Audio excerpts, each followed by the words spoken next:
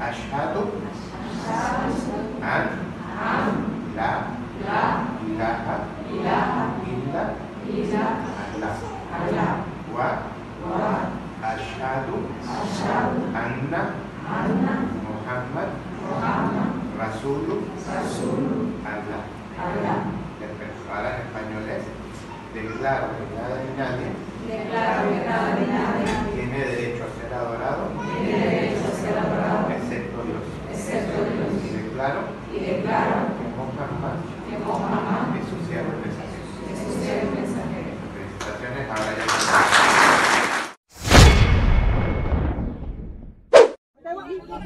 Oh, dyan na lang kasi may baby daw siya. Okay, very good.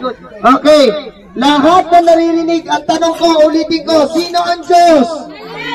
Sino ang sasambahin? Si Jesus, sasambahin ba? Sino ang huling propeta na pinadala ng Diyos na si Allah?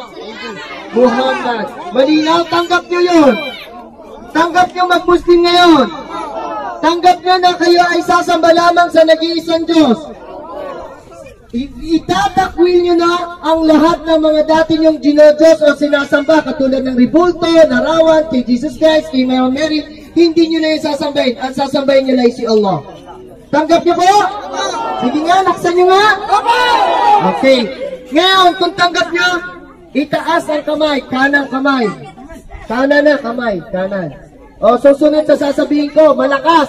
Dapat tanggap ng puso at tanggap ng isip, ha?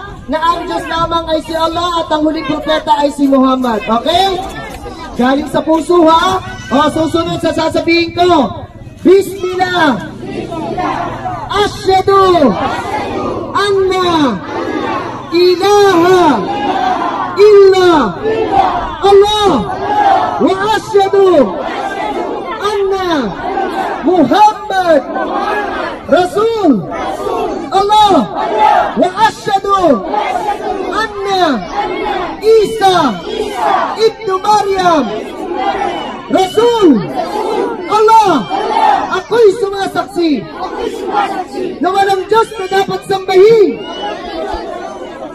maliban kay Allah. Ako'y sumasaksi kay Muhammad, huling sugo, propeta ni Allah.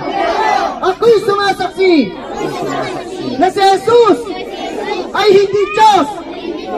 Siya ay sugo, propeta ni Allah. Allahu Akbar. Muslim na po kayo. Palakpakan. Okay, tanggap niyo yan, ha? Inshallah mga brothers, kayo po ay Muslim na sa susunod po.